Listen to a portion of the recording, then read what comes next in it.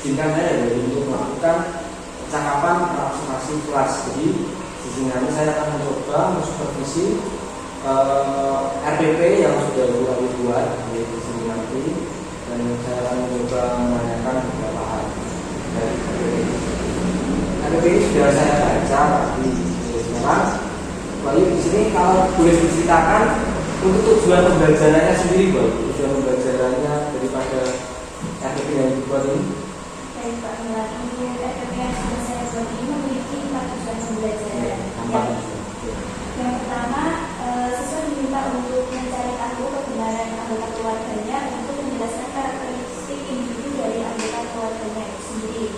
Yang kedua, siswa disediakan teks bacaan lalu diminta untuk membaca dan menjelaskan kembali terkait dengan jenis pekerjaan dan kegiatan masyarakat terkait dengan kegiatan ekonomi. Yang ketiga, dengan mengamati gambar dan juga mengerjakan LKPD berbasis komunitas ini terkait dengan materi kegiatan ekonomi, maka diharapkan siswa mampu mengidentifikasi jenis pekerjaan terkait dengan kegiatan ekonomi di lingkungan tempat tinggalnya. Kemudian dengan mengidentifikasi tokoh pada teks cerita fiksi, siswa dapat menjelaskan tokoh utama dan tokoh tambahan pada teks tersebut dengan benar. Oke, baik. Nah, ini sudah pembelajaran. Itu mata pelajaran apa saja? Di sini ada pelajaran IPS dan juga bahasa Indonesia. Pelajaran IPS dan bahasa Indonesia. Baiklah, Bu Ayu, di sini kan sekolah kita juga ingin menunjukkan bahwa beliau itu sekolah yang diferensiasi, yaitu bersesuai dengan kebutuhan peserta didik dalam belajar. Kan ada diferensiasi proses yang beda sama konten, proses sama program. Kira-kira dalam RPP yang baru sudah ada belum? Kebetulan dari RPP yang saya buat ini belum menerapkan pembelajaran diferensiasi. Belum diferensiasi. Ya. Kemudian untuk penerapan KS sendiri, untuk sini juga belum. sosial emosional Ini belum ada. belum ada. Ya. Ya.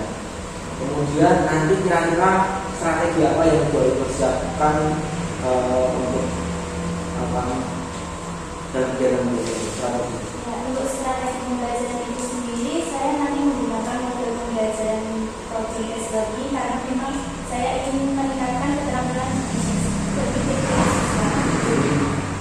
Problem based learning ya. Itu untuk model pembelajarannya. Kemudian untuk media LKPD sendiri saya buat LKPD interaktif dengan model problem based learning yang dapat meningkatkan produktivitas siswa. Nah, untuk proses itu sendiri nanti digunakan untuk mengevaluasi peserta didik untuk mengetes sejauh mana dia memahami materi yang sudah dibahas. Iya, sekali. Terus saya boleh, nanti kan itu tadi belum ada diferensiasi, kemudian KSE. Kira-kira mau ditambahkan nggak? Ya, nanti untuk kedepannya saya ingin mengembangkan bagaimana cara saya mengajar dengan menerapkan pembelajaran berdiferensiasi dan juga KSE. Tapi nanti Bapak boleh nanti bintang dari KSE itu tidak apa-apa. Jadi sebelum kegiatan pembelajaran, lakukan teknik stop tadi. Itu bayu. Ya.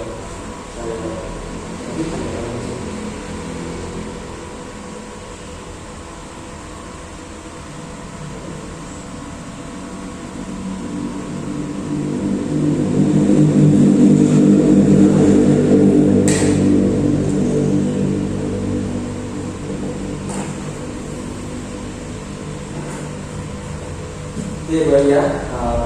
Terima kasih. Ini yang saya bawa nanti. Jadi catatan ya. Yang pertama tadi nanti mohon ditambahkan untuk KSE juga. Itu aja. Terima kasih. Dengan waktunya. Assalamualaikum warahmatullahi wabarakatuh.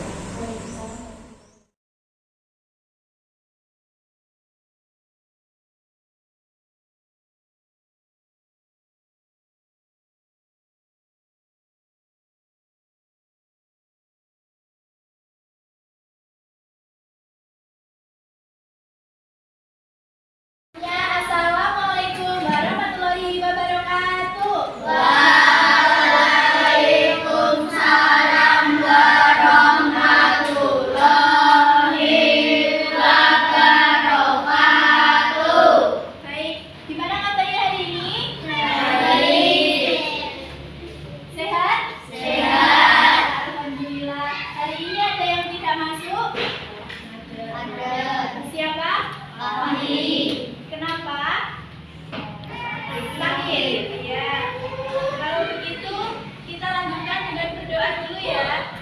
perkenalkan yang hari ini mendapat jadwal yaitu Mbak Iza. Silakan memimpin doa, Mbak. Siap, gerak, doa mulai. Doa selesai. Baik, sudah siap untuk belajar? Siap. Kalau ibu tanya sudah siap untuk belajar, jawabnya siap, siap, siap. Begitu ya? Sudah siap belajar? Siap, siap, siap. Baik, sudah semangat ya. Silakan tempat duduknya yang belum rapi, belum lurus digeser. Pakaiannya yang belum rapi, ada yang tidak dimasukkan? Sudah rapi ya. Sekarang kita menyanyikan lagu Ibu Kita Kartini berhubung pada bulan ini yaitu bulan April. Kita memperingati Hari Kartini. Oke, kalau begitu kita nyanyi dulu ya. 1, 2, 3. Ibu kita Kartini, putri sejati, putri Indonesia, baru namanya. Supaya lebih semangat, kita tepuk semangat dulu ya. Tepuk semangat.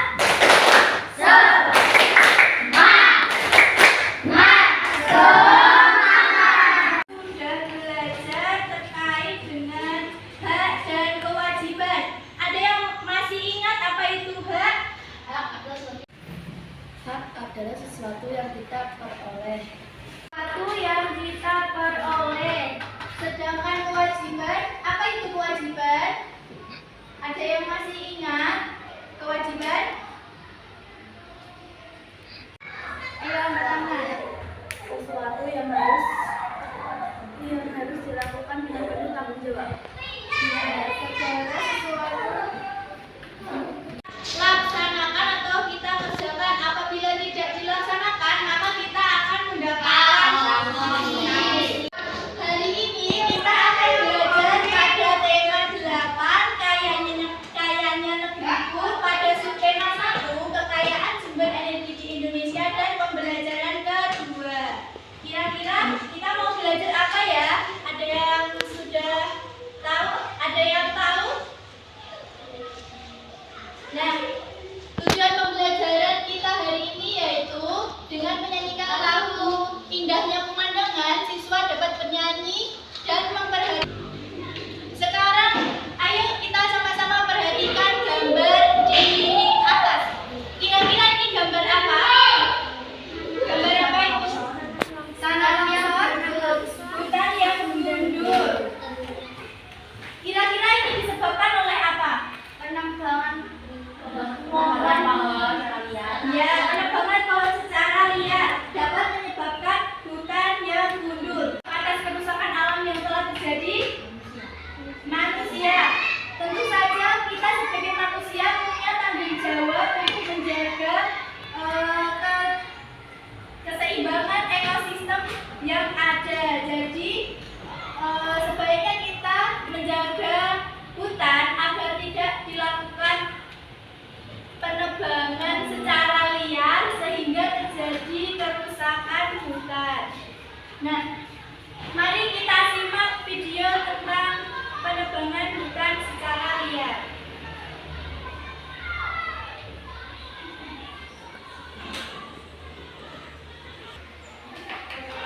Dampak pengundulan hutan.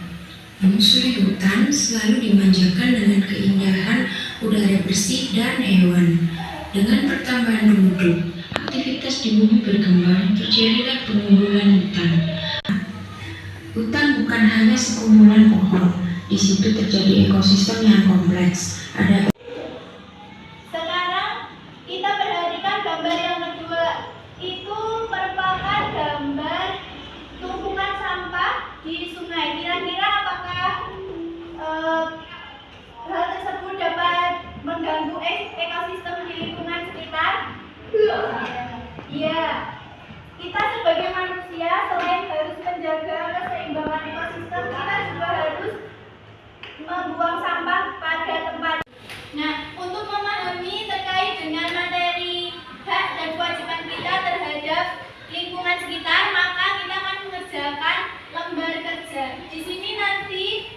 ada teks, kemudian kalian diminta untuk membaca dan menganalisis teks ini, kemudian membuat bagan terkait dengan hak dan kewajiban. Sekarang nanti kelompok 1 dan kelompok 2, ini kelompok 1, ini kelompok 2, dan ini kelompok 3 ya. Kelompok 1 dan kelompok 2 akan mendapatkan lembar kerja dengan teks keberadaan tumbuhan. Sedangkan untuk kelompok 3 nanti akan mendapatkan teks ketersediaan air. Nanti silakan dibaca, kemudian dipahami, lalu kalian membuat bagan sesuai dengan teks. Apabila kalian kelompok mendapatkan teks ketersediaan air, maka kalian akan mencari hak dan kewajiban kalian terhadap ketersediaan air di bumi. Paham? Baik.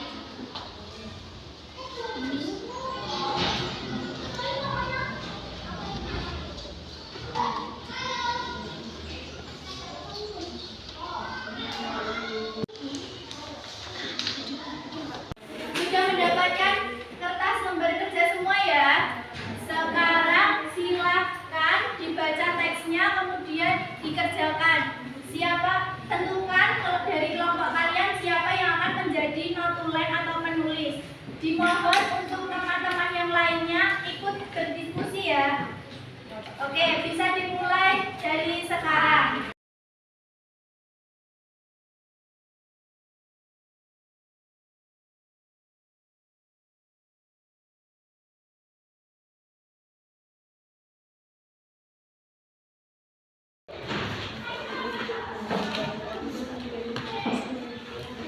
Ada yang ingin ditanyakan dari teks atau tugas ini? Tidak, sudah paham ya? Sudah. Silakan dikerjakan.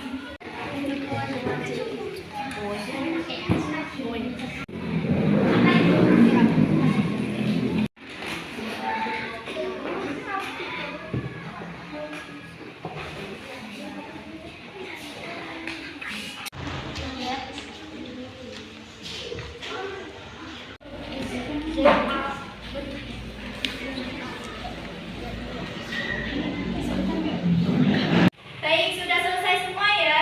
Sekarang silakan untuk yang pertama kelompok 2 dapat mempresentasikan hasil kerjanya. Untuk perwakilan dari kelompok 2 silakan ke depan.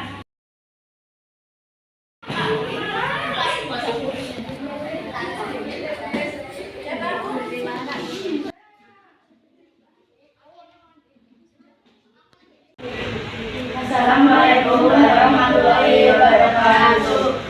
Waalaikumsalam warahmatullahi Kami dari kelompok 2 akan mempresentasikan hasil diskusi kami. 1. Mendapatkan air bersih. 2. Menggunakan air bersih. Kewajiban tidak membuang sampah di saluran air. 2. Melakukan pemeliharaan saluran air. 3. Tidak melakukan pemborosan air. Atau menambahkan terkait dengan hak kita terhadap penggunaan air. Ada yang ingin menambahkan?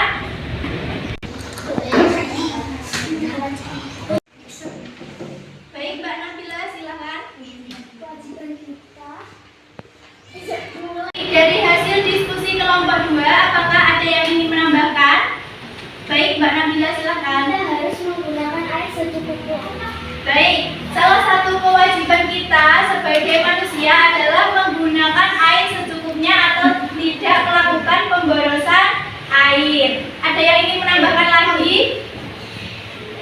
Baik, sudah paham semua ya terkait dengan hak dan kewajiban kita terhadap penggunaan air? Baik, sudah paham ya terkait dengan hak dan kewajiban kita sebagai manusia terhadap ketersediaan air? Ya. Mari kita beri tepuk tangan untuk kelompok 2.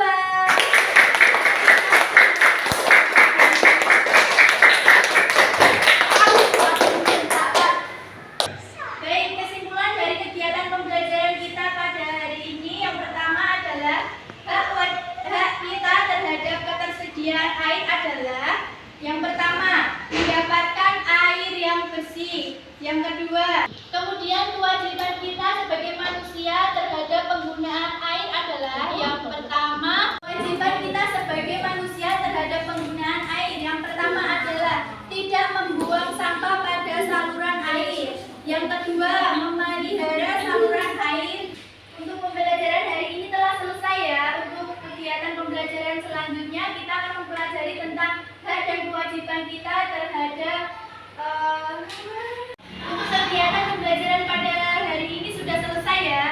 kegiatan pembelajaran berikutnya kita akan melakukan ulangan pada materi hak dan kewajiban. Sudah paham? Bagaimana pembelajaran hari ini? Apakah kalian merasa senang? Baik, terima kasih atas dari Bu Ayu. Terima kasih. Wassalamualaikum warahmatullahi wabarakatuh. Waalaikumsalam warahmatullahi wabarakatuh.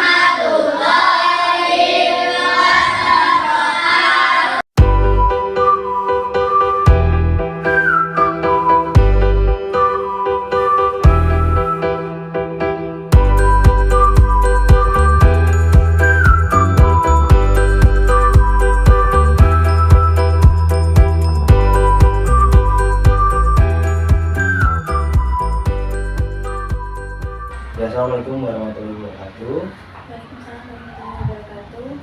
Bu Ayu, di sini kita akan melakukan coaching Bu Ayu ya, terkait dengan kegiatan pembelajaran yang kemarin sudah Bu Ayu lakukan. Di sini saya selaku coach akan bertanya atau kita akan bersama-sama mencari jalan keluar dari permasalahan atau kendala-kendala yang mungkin Ibu Ayu hadapi pada saat kegiatan pembelajaran kemarin. Nah, di sini Bu Ayu, yang pertama yang saya tanyakan adalah apakah ada kendala pada saat Ibu kemarin melakukan kegiatan pembelajaran di kelas? Ada Pak, ada dua kendala ketika saya melaksanakan pembelajaran di kelas. Yang pertama yaitu siswa kurang aktif dalam pembelajaran. Yang kedua konsentrasi siswa masih kurang. Oh, jadi ada permasalahan yaitu siswa kurang aktif dalam pembelajaran dan kurang konsentrasi dalam pembelajaran. Baiklah.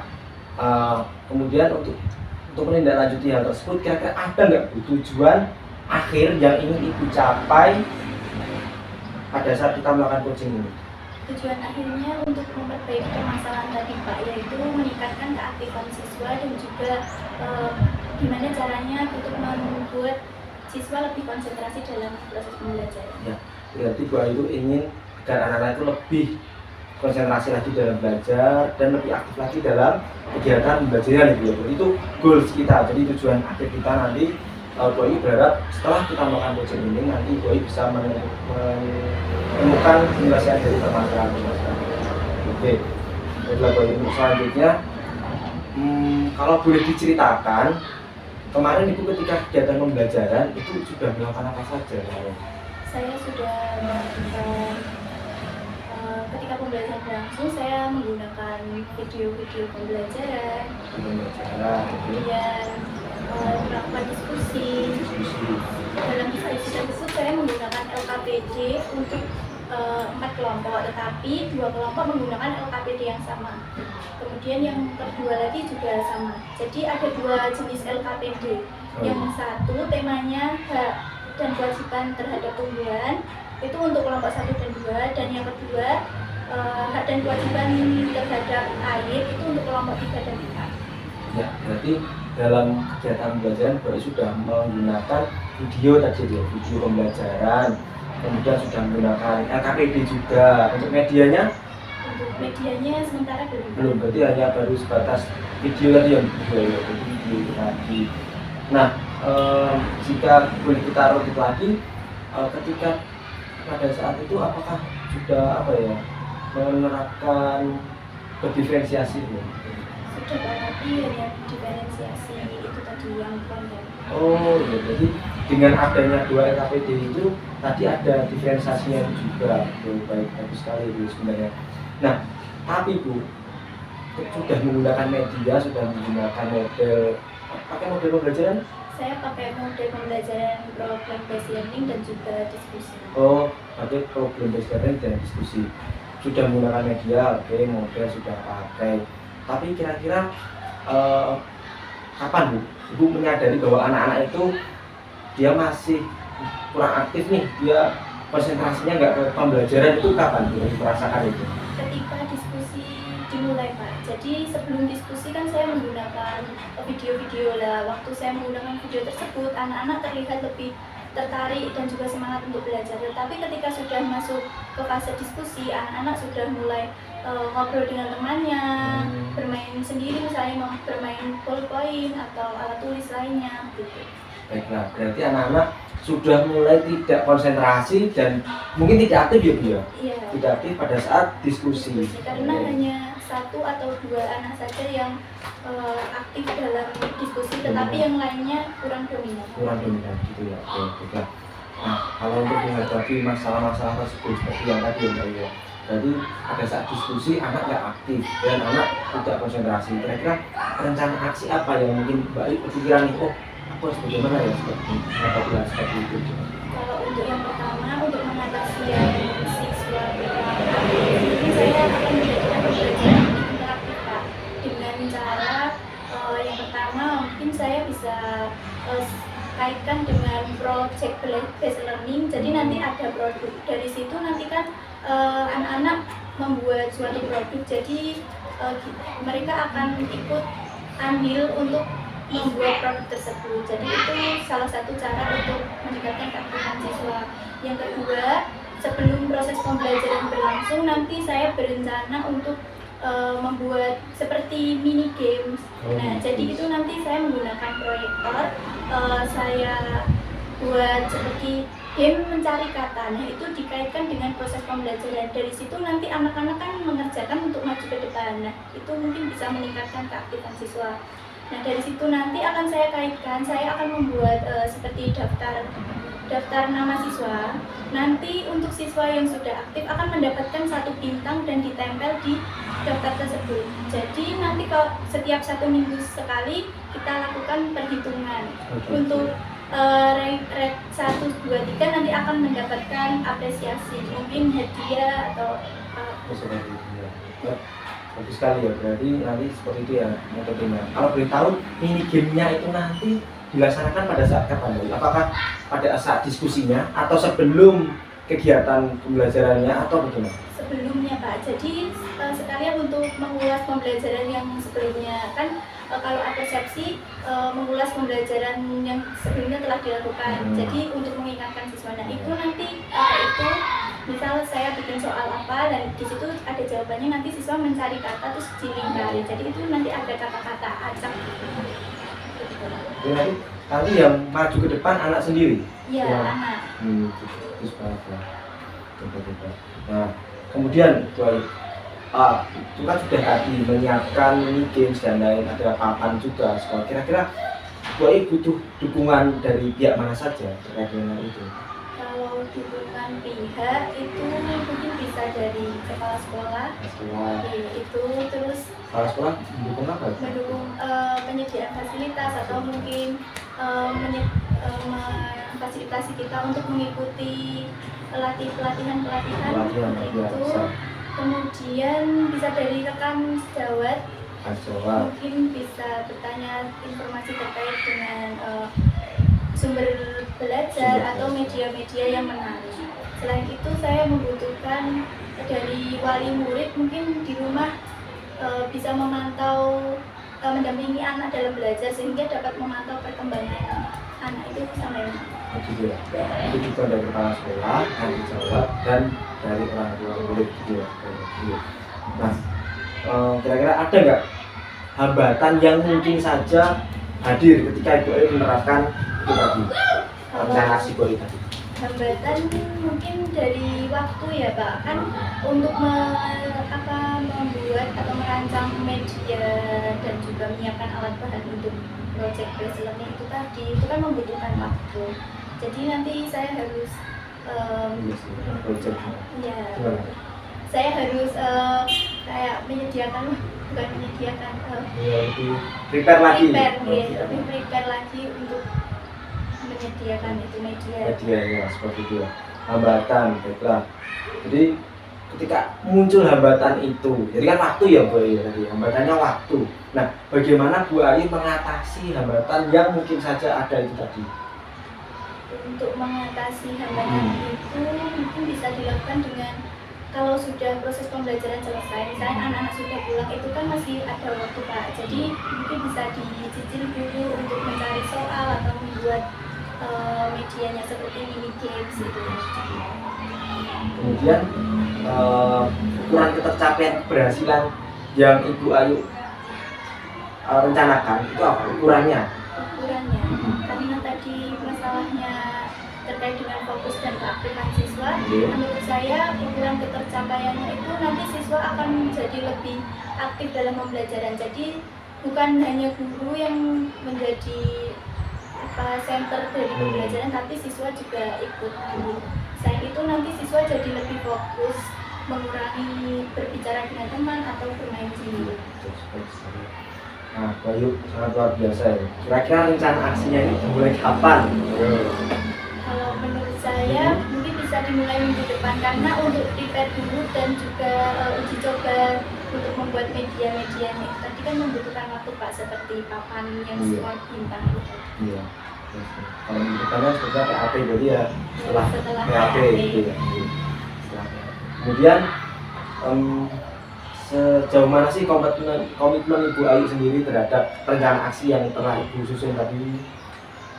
Komitmennya gitu kan terhadap